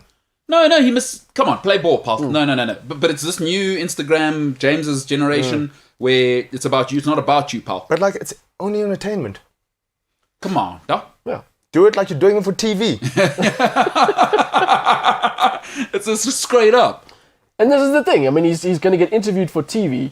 He doesn't have to watch the series. He just has to sit down in a chair and answer some questions, and then do what he does at the track anyway. Yeah. And they'll stitch that together however they want. He doesn't have to be a critic of the final product. He's not a TV guy. And maybe I am old grumpy guy, but You're Alonso. Not maybe. yeah, I am old. Actually, grumpy. you're Raikkonen. I do like Kimi. I. Bit more eloquent, but yeah. Yeah. It's not about you, Max. Like you are the golden child, but it's not long term. This worries me. One great thing about a guy who's avoiding tax, obviously living in Monaco, is Sir Lewis Hamilton. Is he's played the game, right? A fashionista. I'm buying into all of it. I'm going to keep the main thing, But he's the Instagram. He understands. Like there's a bit of self awareness that I've kind of liked about Lewis Hamilton throughout the years. He almost overdoes it. But it's a show. Overcirculates. It's like, Max, you're a part of a bigger thing. Yeah, a theatre. Yeah. And you know what? If Lewis could do it, win, what's he on now? 8 championships? 7 championships. You can keep the main thing. Just let the other people do that stuff. You don't even have to. You know what? The makeup lady. You don't even know her name. No. Just let her put the makeup on. Don't even acknowledge them as people. You don't have to get there half an hour before your call time. Just get there 2 minutes to make up, sit down, do the interview, leave. That's it. Yeah. You know what? It's tough though when you are. I mean, possibly the greatest young talent to come out of Formula One. Like, who's gonna tell? Who could go to him and make him listen? Well, that was going to be my next point. Christian Horner. At some point, management should. Again, it's a difficult thing. You can't force him to do anything, but management should explain it to him that way. Say, look, it's part of the game. For the good of your profile and your fan base and the sport as a whole and the team, people want to hear what you got to say. Who's the owner of Red Bull? That he's a Maverick. The Austrian guy. Yeah, Dieter Mateschitz. I think if Verstappen's not careful, let's just give it till the end of the season. I think Dieter Mateschitz is very happy for Max to do whatever he wants. You think so? Yeah. Kind of likes it, the Maverick thing. Hey. Yeah, absolutely. Yeah, because that. He gave him wings. Yeah, I like what you've done there. But also, the thing is, it's an extra talking point, because if Max hadn't come out and said that, we wouldn't be talking about him or Red Bull or Dietrich Mateschitz. The fact that he's come out and made a stand, now we're talking about him. I do like Max. Because it's all tire talk. It's all tired. It'll never get tired. Talk. Track. He's still on the right track. James in the back shakes his head. Ryan not having any of it. All right. I mean, it's a big part of it. I think, you know what, he's young. As we all grow, I think he'll mature. Surely he'll mature into it. And also, you know what Netflix will do? Max, what do you think of $10 million on the side? Yeah, possibly. Because they'll sort it out. Yeah. Like, we can't not have a guy. It's okay if Mick Schumacher does this. You know? Yeah. Like, hey, Paul, take a seat. Yeah. You know what I mean? Wait, what's happening with Tsunoda, by the way? Is he? Because it's something I wanted to ask you. Is he's coming back? He's finding his feet. He's doing all right. He had a good battle with Valtteri Bottas at the stage. So yeah, I think he's now a little bit calmer, and he's kind of not finding his feet because he's been in it for a while. But he's certainly less erratic than he was. He's qualifying a little bit better. He's racing a little bit better. So yeah, I think ultimately the decision to keep him on board was the right one. Good. Instead of turfing him after half a season, like they are known to do sometimes. just discard him. Yeah. So, I mean, just ask guys like Pierre Gasly and Alex Albon, who had half a season in the Red Bull team and then got demoted again. It's hard to keep track of all the races that Red Bull has let go of. Sure. What is going on? What were you saying about obvious earlier? Yeah. Keep track. Okay. Box, James. Yeah. That's great. That's great. Everyone talk. We should introduce the flag system. We need one. Yeah. So that'll be black flag race keep over. Track. Yeah. No. We got it. James, but might as well Sorry. Fifth time's the charm, I suppose. Yeah. Look, listen, James. Your generation's got an interesting vibe to them. I mean, obviously Verstappen, he just wants to do his thing. Probably Instagram girlfriend, and he owns 16 yachts, wants to do his thing and be paid $30 million a year.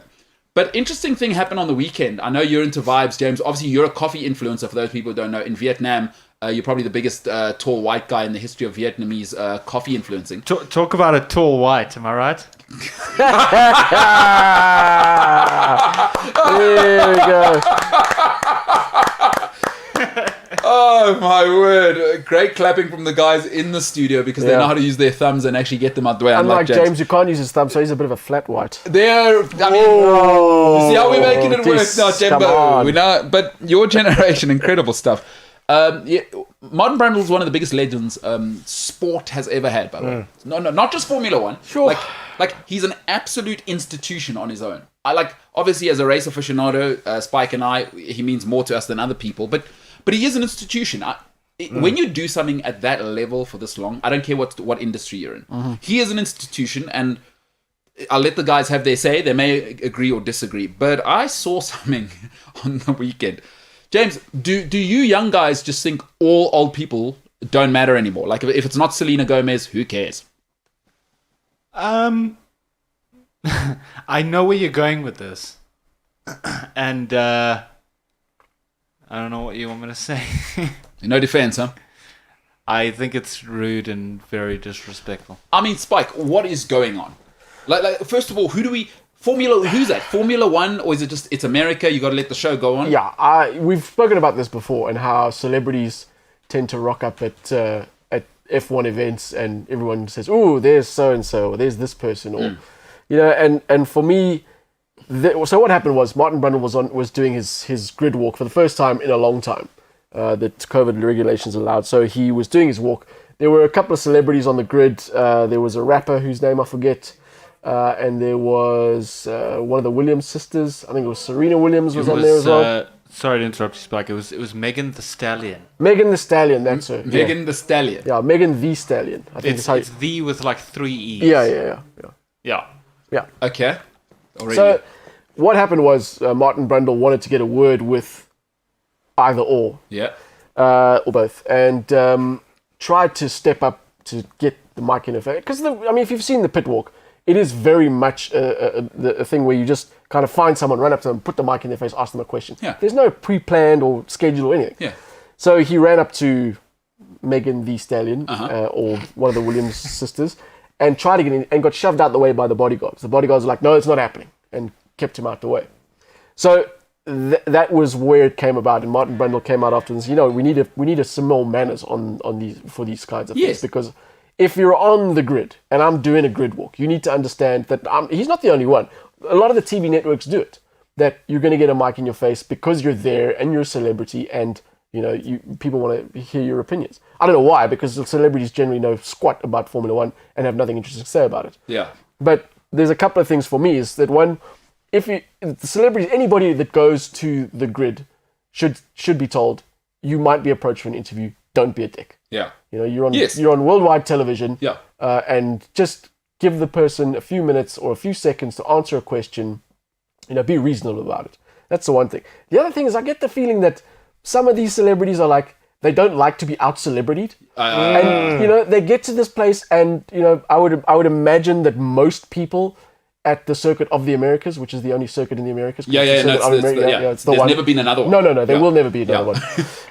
I think most people there don't really care who... They don't know who the Serena Stallion Williams is. or the Serena they Williams care. is. They might know one or two, They don't but care. they're there for the Formula One. They don't care. So Serena, nobody cares. Yeah, they're there for the Formula One and the Formula One drivers and the teams and the spectacle. And so when celebrities kind of feel like they're being out-celebrities, they start behaving badly. Yeah. That's the kind of impression that I get. Yeah, they're wiling up. And I think it should up to Formula One management to go to these guys and go, look, if you're on the grid, you will be interviewed. Leave your bodyguards behind. No one there is going to pickpocket you or punch you or throw a pie in your face. Just leave your bodyguard behind and play the game, because we're letting you onto the grid. You know what they need to tell them? Each and every celebrity there. Mm-hmm. Everybody there that you see, right, is richer than you. Everyone that you walk past on that grid, right? Even the engineers, they make what you make, Serena, every year. So you see that 19-year-old kid who's in a race suit? Yeah. Twice your worth. Yeah, that guy over there is worth $6 billion. Yeah. Yeah. Like understand, you are just a pawn, like you say, a pawn you're disposable. At best, you are a very, very tiny part of the show. At best. You get a few seconds on screen where people go, "Oh, look, there's Ben Stiller," and then move on. You're a cog in the wheel. You're not even a cog. You're maybe like some grease on a cog.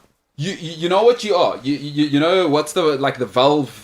The valve has like a little seal. Oh my goodness! Just to keep the air in. Yeah. At best, you're that thing. And don't worry about it. We got 50. Yeah. I can just replace you. I got one in my pocket. And if you fall off, the show still goes on. Yeah, I got one in my pocket. I got a packet of 50 in my pocket. Exactly. You're Serena Williams. You're big in tennis. Don't come here and do this. It's another issue. This is billionaire land. Yeah. Can you imagine Max Verstappen going to a tennis match and having his bodyguard push a reporter out the way, before the match? No.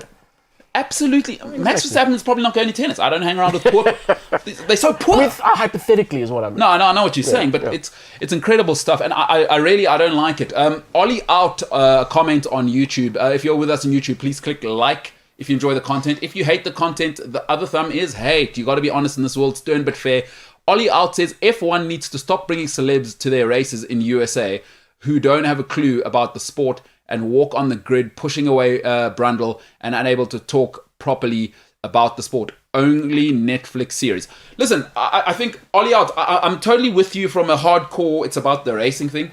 Like, I get what they're trying to do. Is America does this. Gloss. What they do brilliantly is make things famous. Yeah. And we want that for the sport. But I think, let's take this as a teaching moment.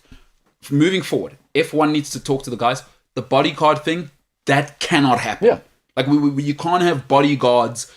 Now, what it's about? Was it Serena or Venus? Whoever it is, it's not about you. Yeah. And they've been paid. Like American celebrities get paid. You've been paid to be here.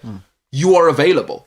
Otherwise, you know what we do? We'll get Megan Fox next year. Yeah. And I'll tell you what Megan Fox will do. Hi. Yeah. Oh my God. Yeah. She'll do that. And the crowd will know who Megan Fox is. Okay. Well, He's not a stallion though. it's good. Oh, she's only a fox. A Fox. This is an excellent day. This is an excellent Wow. day. This is an So I was actually speaking to someone last night about this whole thing, and apparently these celebrities are actually prepped before they go out onto the grid, and told that they will be approached by not just Sky but various other news outlets. And the guy I was speaking to last night said a similar thing to Spike. When was the last time? So this person said last night he doesn't understand why all of these celebs need 86 bodyguards that are all 10 feet tall. Because when was the last time someone was mugged on the grid of an F1 track? In Monaco, imagine. Well, you know, this is the circuit of America, but I hear what you're saying. Yeah. No, like everyone there is richer than any celebrity, any of these. Like, there's a good chance Toto Wolff said, "Oh, who's that?" It's like, hey, get off the track. No, Toto, that's the stallion. Or whatever. Sorry. Yeah. Oh, jeez, that's unbelievable. No wolf. Yeah.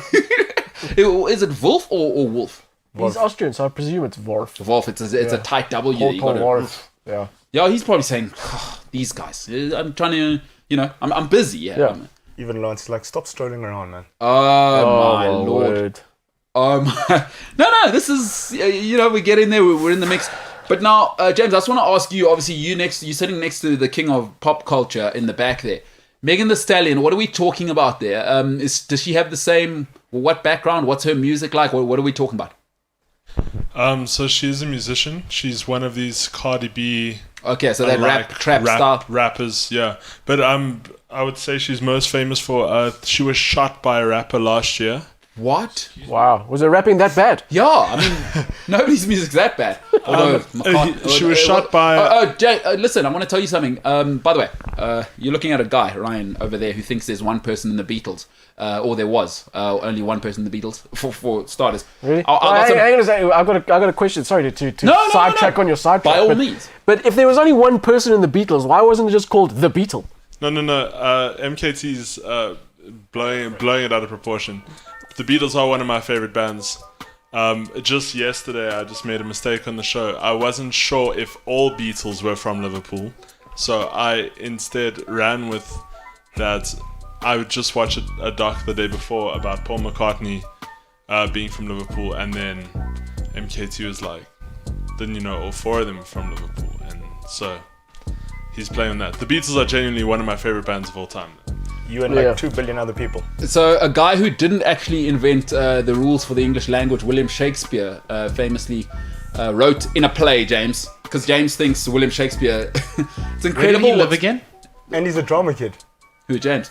Oh, weren't you the captain of the drama society at Dead Poet Society? It's not captain. That's disrespectful. What do you call it in drama? The captain. Oh, okay. No, I'm saying that in a shocked manner. So what's the head honcho in The head. The head. Yeah. Oh, okay. All right. My bad. Ooh, a little touchy there. But anyway, Shakespeare said, "I think thou dost protest too much there," because Ryan, you don't need to keep telling me that it's your favorite band. Is we're aware of it now. You're diverting from the fact that you thought there was one Beatle, and that's just unbelievable. Point is, one of the other Beatles got shot as well. So maybe Megan Thee Stallion on the way to becoming a legend, because one of the Beatles did. Because a Japanese lady came along and said, "Let's sleep." Yeah, no, let's hold No, the back right all the there. fan base said, "Oh no." Yeah, no. and then he got shot, and everyone said, "Oh no." No. She wasn't shot like dead. No, she wasn't. She went out with a date with Tory Lanez, who's also a rapper Tory in the Lanez. game. And he shot her in his car. He shot her in the foot. And then he just never got penalized for it. And so everyone's saying, you shot someone. Did you shoot her on purpose? Why is he not talking I about the other don't guy know who if got it's shot on and purpose died? or not. Yeah, exactly. So you're talking about someone who got shot accidentally in the foot versus someone who got assassinated. yeah, are you aware that Yoko Ono was part of a whole other thing where she said, hey, let's sleep in for peace. Pretty tired. I don't know when they changed the sheets or whatever. I don't want to get into her health needs. But also, Yoko Ono, he went downstairs. The other guy, by the way. He was also in the Beatles. The main guy. Yes. Went downstairs. Problemo. Bullet. Oh no. No, I wasn't aware of that. I mean, I know how the whole shooting thing went down. I wasn't aware Yoko Ono was involved. This is unbelievable. Sure. Oh no. I know she's let's the not- reason that the Beatles fell apart. I do know that. Let's not cast aspersions. Yoko Ono wasn't involved in John Lennon's death. Well, she was there. She was upstairs. No, 'cause he went downstairs for a smoke I or know whatever. No, Paul I don't know McCart- that. I'm filling in details now. Paul McCartney's officially come out to say that it was her fault. Oh wow. It's been like a couple of years now, and so they were giving him hell on Twitter the other day, and then he came out and was like, actually, she was the reason the Beatles broke up. So That's Ryan. It's incredible that you don't know that one of the members of your favorite bands was shot The dead. main guy. Yeah. But Well, one of the. I mean, was he the main guy? no, was bit it of a a, fan that shot him? He asked for his signature just like hours before he went into the studio, and then he came out and he was shot. and died. But you're talking about Yoko Ono being shot in the foot. I mean, that's not the main No. story. No, Megan Thee Stallion got shot in the foot. By Tory Lanez. Oh, is this Megan Thee Stallion now? No, She got shot in the foot. Who got shot in the foot, right? Megan Thee Stallion got shot in the foot. What happened? She was on a date with Tory Lanez, who's a like rapper, Lanez. and not a rapper. he shot her like as she was getting out the car. Like deliberately? Yeah, Does she have ugly feet? it's none of my business. Correct No, I answer. Hey, Ryan, sometimes that's how it toes. All right. You must toe the line, bro. Hey, yeah, that's how it goes. Listen, Nailed it. Yeah, there it is. There it is. Today's all fantastic. I mean, this is a job, huh? This is what people are spending 2 hours watching. It's incredible. By the way, if you're with us on the tubes, please subscribe to the channel if you are new Cliff Central Sport. Otherwise, the podcast is available cliffcentral.com, Spotify, or wherever you may get your podcast. On the other side, we'll continue talking about the only racetrack that Formula One can ever happen at, ever in America. We'll keep talking on the other side. Spike Valentine's with us, the MKT Show.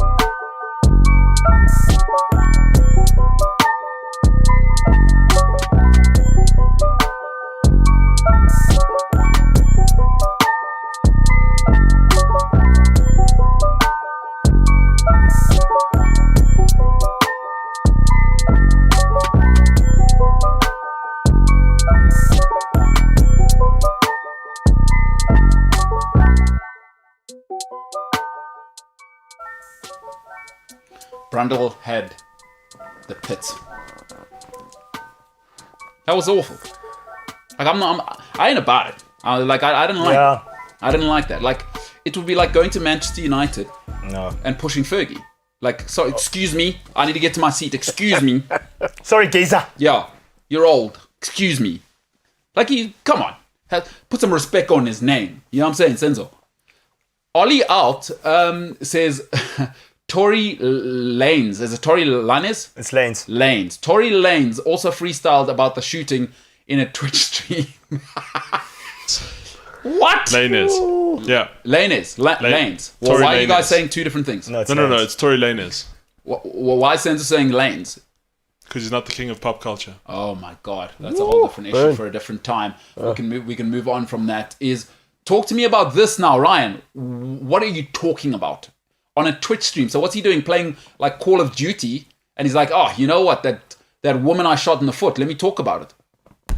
Yeah, it's kind of a messed up situation because it was never addressed. Ryan, he shot her in the foot. No, I don't think and you I need to agree fill in with any you, but I'm blanks saying there. but that's Like a although better- that's the messed up part, it's not completely the messed up part. The messed up part is he was never prosecuted for shooting her in the foot, setting off a firearm, illegal firearm, all of that stuff. He wasn't prosecuted for it.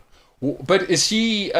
What's her vibe, Ryan? As the king of pop culture, maybe you can describe Megan Thee Stallion to me, just to give me context, because you know what? Some people are crazy, but there's very few mad serial killers in the world. Very few. That's why the documentaries are a smash hit, right? It's, oh my God, I can't believe it. For somebody to shoot you, stuff has to happen on both sides, right? Yeah. What's she like? Give me an insight. What are we looking at here? I mean, she's certainly not a librarian from the sounds of things. I know one of the comments said she's like a fake Nicki Minaj, What? but she's in that, like, you know, female rapper, She bad. arrogant. What's her history? Is she also from... Because not Nicki Minaj, I don't want to disrespect her. Who's the other lady? The WAP lady? Cardi B. But Cardi she sings B, yeah. WAP with Cardi B. She's the Yeah. other lady on there. So does she have that background? Lady of the night, exotic? Because I like to call them exotic dancers, because Cardi B used to be an exotic dancer, Yes. a late evening entertainment specialist. Yes, she makes it very clear. Yes. So is Megan Thee Stallion from that background as well? I don't want to just presume. I'm not entirely sure of that particular background, but I would say her come up is pretty similar. Why would you say that? Because I feel like you're just saying that. You don't sound very convinced, and I don't want to go off on a tirade saying... Honestly, the way I know Megan Thee Stallion, she made a very popular TikTok track, and it just hit the world. And then she made WAP. Well, yeah, WAP was quite a big one too. What's WAP is wireless Cardi B access was something, amazing. hey? Protocol. WAP, Protocol. She featured on it. Yeah, and she's not talking about WAP that you could get on your phone for back in the day when No. James used to flirt with his girlfriend on Mix It. Yeah, James wasn't of that era. No. James, you have Mix It, hey? I had Mixer. What do Yeah, you mean? I don't know why Senzo's hating on you. It's unbelievable. It's unbelievable. Does He Senzo... just seems 5 times more angry than usual. And there's no Liverpool shirt. Oh, no! that ties in the Beatles thing. Oh no. Yeah, no, listen, you guys are terrible. All right, Megan Thee Stallion, don't get shot in the foot. And by the way, just a public sort of service announcement. Stay away from prostitutes. They're going to rob you. There we go. Unlike anybody in a pit lane, right, of a Formula One event, which costs about $10 billion just to own a team, really, if you want to get involved, you got to get like a consortium. Megan Thee Stallion, you've been shot in the foot. No one there's going to shoot you in the foot. Don't worry about it. They're very, very rich. Relax. Can we not talk? Why are we not talking about the positive side of this? One of my favorite human beings in sports entertainment history was there, and he did a swell job. The Shack Attack's just awesome, Yeah. right? And you could see him from a mile away. I mean, that is an enormous man. Yeah, a house. Huge. Yeah, but you know what's cool about him? He gets it. Yeah. Like he's there waving the flag. Like, hey, I'm just a part of things here. Yeah. It's about the show. I'm gonna DJ. Yeah, he's a little bit older. I think basketball in some ways is kind of similar. It's a show. Yes, It's all like, So Yeah. I think he gets it, as you say. Yeah, no, he gets it. I'm totally on board with. But Shaq, that was cool. Did Shaq, from what I saw, Wave the checkered. the checkered I flag, didn't see that part though. You're shacking the fool. Shaq'd in the fool. Do you guys know The checkered flag. the checkered flag? flag. If he did, that's incredible. Checkmate, Spike. Checkmate indeed. Hey, this is awesome. But I think Wozniak, by the way, that thing looked like a toothpick in his hand. That guy's Unbelievable. massive. Unbelievable. Dude, even Max Verstappen looked like a toothpick in his hand. Oh, did he give him the hug? No. He gave him the trophy, but him standing next to him, he looked like a... Yeah, like a stick figure. Yeah, Max was on the top step and Shaq had to hand it down to him. Yeah. yeah. That's awesome. I saw the Lewis Hamilton picture. Lewis Hamilton looked like it was almost like the dad had come to pick his son up at school. like he dropped him off at the go-kart. Yeah, like, Dad, what did we do today? How was go-kart, son? Let's go. But Spike, correct me if I'm wrong. A lot of these drivers, they aren't required, but a lot of them are generally quite short though to fit into the cars, right? Yeah, they are quite short. So you have to be a kind of smaller frame. Yeah. You can't be too large, but they're not all short. They are all very skinny. I think Dan Ricciardo is pushing 6 foot. Guys like Nico Hulkenberg also close to 6 foot. David Coulthard, old school, he was sort of 5'8", I think. Yeah. But a lot of them are really small. I mean, I'm not a tall guy. Kimi Räikkönen, I walked past him at Belgium, and he's shorter than I am. He's tiny. Kimi Räikkönen is really, really That's a why small he's man. angry. Probably, yeah. Short man syndrome. Yeah. Maybe. It's going to happen. Maybe. Also, he's from Well, Finland. no, he's a world champion. Why would you have small man syndrome if you're a world champion? You know what the problem is? He's from Finland, and trust me, the rest of the Scandinavian countries do not like them. Oh, really? Even Iceland is viewed above them. So Hey, easy on Iceland. no, I like Iceland. Good. I've never Good been on there. I know it is but I'm just saying, if you're from Finland, they just generally are. They don't let you finish. He's scorned. Finnish. I like what you've done there. He is scorned. What I liked about the weekend, and it is something you wanted to talk about, but I do agree, is at some stage now, obviously he doesn't want to be on the Netflix series, but the guy is brilliant. Max Verstappen this weekend it's quite quick as well. You know, from 12 months ago, a guy saying, is this guy ever going to calm down? To immediately this season, I take it uber serious, clearly, and somebody's had a chat with him. The young people don't just change like this. Yeah. But admire the guy for taking it on board, because Spike, this was a class weekend. This was a very polished weekend of racing from everything I've read and some of the stuff you said to me. Yeah, and it's important to say here that it wasn't Max being the class of the field. It was Max up against the class of the field and not putting a foot wrong and still coming out tops. Yeah. And I think that's what impressed me the most about it, is he was under massive pressure, you know, he's as a leader of the championship. Yeah. As a guy who's going up against 7-time world champ. As someone who's taken the title fight to the dominant team of the sport. As someone who doesn't have as much experience as the guy, you know, who he's challenging. Yeah. So in lots of ways, there was pressure there, and he just absorbed it. And I think the one thing that wasn't spoken about a lot on, you know, Sky's commentary, which we get on the F1 TV Pro app, and they do have a UK bias, they do have a Lewis bias, and that's, you know, given and understandable. But there was not, for me, there was not enough said about the way in which Verstappen managed that race. You know, he lost the lead at the first corner. He made sure he kept in touch. I know Lewis was struggling on those mediums to start with, but he kept in touch. Red Bull made the right pit call to pit him early, get the undercut done. He took the lead. But where it really came to the crunch for me was after Lewis's second stop. Lewis came out of the pits with 17 laps to go, with a 8.5 second gap to Verstappen ahead. And I think in most cases, if you've taken that stat and said to anyone, Lewis has got 17 laps to catch the guy who's 8.5 seconds ahead of him, and Lewis is on fresher tyres. Yeah. And there was a lot of comment this week about last week about how the Mercedes was quicker in a straight line, and, you know, we've got those long straightaways at the Circuit of the Americas. Any other day, you would have said, well, it's Lewis's. He just needs to catch and pass him. Yeah. He's got the car, he's got the tyres, he's got time, and he'll do it. And he didn't manage to do it, and I think in part, it's because of the way Max managed his second set of tyres. He came out, he pushed when he needed to, he backed off when he needed to, and then right in the closing stages, when Lewis was closing in, you know, sort of 2, 3, 4 tenths a lap, then all of a sudden Max found a tenth quicker in this sector, found 2 tenths over a lap, and just managed to keep a distance where Lewis was not able to catch him. And I think that, for me, is the real mark of the guy who's now becoming a full, proper, all-round driver, because he's not just thinking about what do I do this lap and next lap. Yeah. What do I do, you know, for the rest of this race on this tyres, understanding what his strategy is, understanding what Lewis's strategy, and also commenting on his teammate's strategy. which he did at one point, getting on the radio and saying, well, get Sergio in, so we force Lewis to pit. That's the capacity that he has while driving at ridiculous speeds around a very bumpy circuit of the Americas. Yeah. And I think that's the thing that I really took away this weekend, was how exceptionally well he managed that race.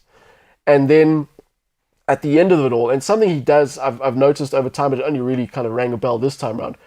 After the race, when he'd won, and they do the post-race radio while the guy's on the cool-down lap, they were like, Max, well done, you won. And he was like, hey guys, that was great. Yeah. He wasn't shouty and screamy and over-exuberant. He was like, what, that was a lot of fun, great, cool, let's carry on. Yeah. And he's not, it wasn't this great release of emotion or tension or anything. It's just like, what, I got the job done, let's move on to the next one. And I think that level-headedness, in all those respects, just shows me that if he's not a champion this year, which I'm going to say it now, I think he will be. But if he's not this year, he's going to be very, very soon, and he's going to be one of the guys that's going to be very different. His name's going to go down for sure as one of the greats. He's really becoming a complete driver now. It's fantastic to see. And he's how old now? 23.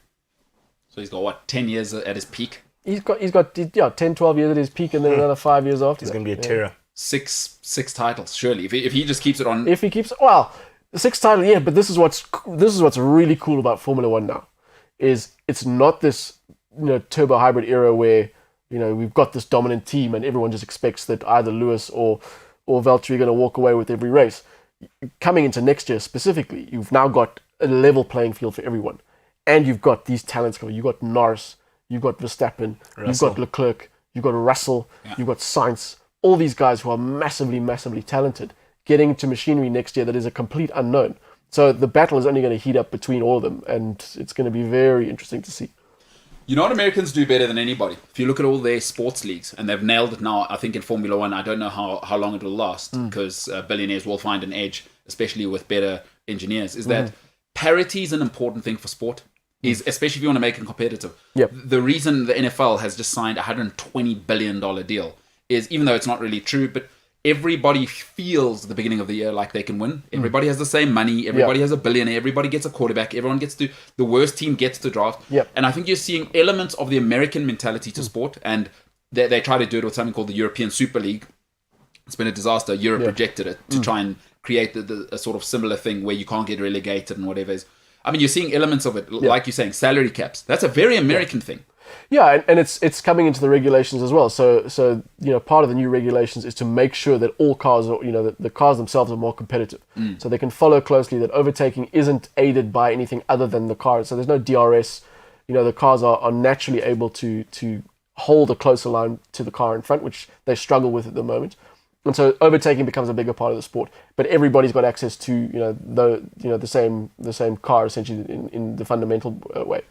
And the other thing is that, you mentioned cost cap, so everybody gets the same amount of money. Yeah. But then there's a sliding scale of aero testing next year. So the most successful teams get less aero time. They get less time to wind tunnel test their cars. So they get less time to develop the aerodynamics, while the teams that are less successful get more time in the tunnel. So it is bridging that gap and bringing everyone to parity. So ultimately you end up with a situation where you've got the drivers making the difference. And there might be teams who are better resourced, who can throw more people at a particular problem and maybe come up with a solution more quickly. Yeah. But ultimately, the aim is to get to a point where everybody's racing on a more level playing field than we have now. And then it's good for the sport, because Absolutely. It's kind of like... Because then it becomes about the spectacle of the sport and not how big your bank balance is. Yeah, because everybody thinks dominance is good for a league. It's not actually. It becomes boring to watch. Yeah, exactly. Nobody wants to watch it. I mean, the only, especially in team sport, the only time it ever actually worked was Tiger Woods, right? Is where just one guy, it's a decade, and it kept growing. You know, but that's an individual sport. Here we're talking about people support a team. It's this ain't it. It's not. Yeah. Even in the great Manchester United years, you know, the Premier League's never done better than the Arsenal. Arsene Wenger at their peak. Then I was having a look. I was reading articles. That was the best years when the rivalry's hot. Because TV shows, which they are, all sport is, it's about the what if. You don't want to know. It's about the almost. It's about the what if, and it's about the possibility of failure. It's got to be precarious. And that's the thing. And it was the same when Michael Schumacher was winning everything. There were lots of people that got turned off by that and thought, oh, well, I'm not going to watch because, we know what the outcome is, so what's the point of watching? Yeah. And there was a bit of it, in this turbo hybrid era with Lewis dominating. We had a break with Nico winning, but a lot of people have been turned off by that, but then turned on by Drive to Survive. Now, talking about Schumacher. Hey Mick, get the hell out the way faster. What are we doing on? Yeah. Hey? Get out the way, pal. We got two guys trying to race for the. What's he doing? He's just hanging out. Like, I'm Relevance, boy. I always feel sorry for those back markers. The rule is get out the way. Yeah, absolutely. The other rule is, you've got a whole team behind you going, you should get out the way. But there are places on the track where it's easy to get out the way, and there are places where it's not easy to get out the way. And I think that's for Mick. I don't think Mick Schumacher is the kind of guy to hang around for the sake of it and piss people off. I think he's probably one of the more sporting guys out there, and he realizes he's not in any kind of point scoring position, so there's no point holding anybody up. I'll be honest, I was kind of hoping that Verstappen completely lost his cool. Like, you're not your dad. You're like, You're not your dad. You're not your dad. Get out the way. Old man, but You'll never be your dad. And Wow. the best thing about that is that Mick Schumacher couldn't turn around to Max and go, "Hey man, you're not your dad."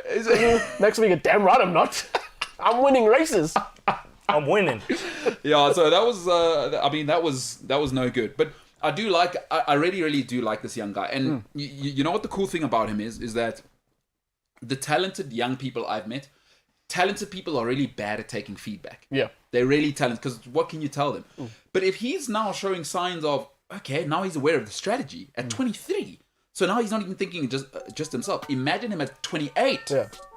And that's the thing. He has, as you said, developed relatively quickly, considering where he was 2 seasons ago. This hot-headed, do anything to win kind of person. Now he's taking a bigger overview and going, right, let me lose the battle to win the war. Let me change gears. Check. No. This guy, Senzo Sifebi, just in there with the quality. Next, we're off to, because I'm a man of the world. Yeah. Mexico. We are in Mexico. Yeah. So what is that track like? What are we looking forward to there? Yeah, it's interesting. So technically, the circuit will suit the Red Bull because it's 2,200 meters up in the air. So the altitude has a real effect on downforce and engine power. And everyone's saying, well, it's something that should affect the Red Bull a little bit worse than the Mercedes. And they should struggle a bit more than the Mercedes. But if you look at the results, Verstappen on average has a better time. If you look at the last 4 seasons, we didn't race there last year, so 2019, 18, 17, 16. I think Verstappen had a better run. He scored more points. Him and Hamilton have both got 2 wins apiece over that time span. And as well as that, Verstappen qualifies a little bit better. He's been top 3 since 2016. Every time we've been there, he's qualified in the top 3. And I think it's going to be close. Mercedes, as a team, generally do better. They've scored more points over the last 4 years than Red Bull has. But it's going to be tight. And I think, given the form that Max is showing now, he seems impervious to pressure. And I think the pressure is, if anything, is now shifting to Lewis, because as much as he's like, I've won championships, he wants that 8th championship. He's going to be pushing to get it. And Verstappen is, I would imagine, somewhere in his mind, he's going, if I don't win this year, I've got another 10 years. Although he wants to be the guy that stops it. He wants to be the guy. There's no doubt. He wants to stop it. Yeah. He's the guy who wants to go, I'm the reason Lewis didn't win an 8th. I took him to the max. Hey? Max Verstappen, I'm all in. And guys in studio don't know, but listen, I may or may not get a Max Verstappen suit by the end of the season. I did promise to do that. TBD. And James doesn't know what acronyms are for. Spike, how do you say the acronym for rolling on the floor? Laughing. ROFL. So you say the letters. As opposed to Roffle. I say Roffle. Fair enough, because people say LOL. So James, what are you talking about? I don't know, dude. I'm just vibes. Yeah, that's true. I mean, cheapest. All right. We're in Mexico next time. That's going to be awesome. Spike, good stuff today. Good stuff. This Verstappen guy is, I'm all in. You can go and vote on the poll, by the way, and this poll lasts forever. It not forever. I mean, nothing lasts forever.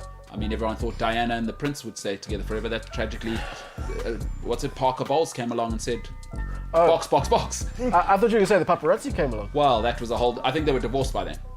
True. Yeah, They were, the Parker Bowles thing, she was... Yeah, But she was always in the mix. she was. Yeah. Actually, the true love from what I hear. Yeah, apparently, yes. Who cares? Maybe the Royals should be made to work like the rest of us before they get money. So, Cliff Central Sport, you can go and vote on the tubes. The poll is this: as the F1 season comes to a close, who are you backing to take home the World Championship?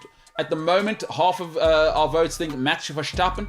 Lewis Hamilton, who's never paid tax in his life, is the other one at 17%. What is a World Championship? Is also 17%. And they say the red one, I mean, you know, who makes these options, these voting options? It's incredible scenes. Spike, awesome. Senzo, good stuff to the boys at the back. We had Ryan on the 1s and 2s today.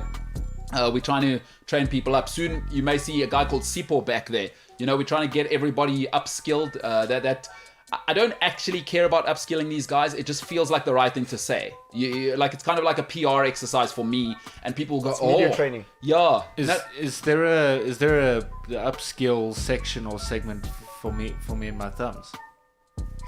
There's no helping you there, James. Like I can't help that you haven't escaped the jungle like the rest of us, and can't exercise what they call the precision grip properly. That's on your ancestors. That's not on me. You know what I mean? Should we just mute his mic? You guys are professionals back there. Keep it up there, guys. Good stuff. All things considered. All things considered.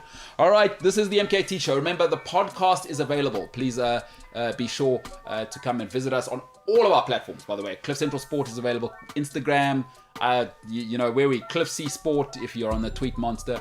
Otherwise, if you're looking for the podcast, cliffcentral.com, the Cliff Central app, Spotify, Apple Podcasts, Google Podcasts, or wherever you may get your podcast. If you're with us and you're new, of course, please subscribe on YouTube. That is, of course, hit the button, hit the bell. I'm not young enough to know. It's somewhere down there, I think on the left or the right. I'm not too sure. The guys in the back will sort that out. But for today, the MKT Show is the hell out of here.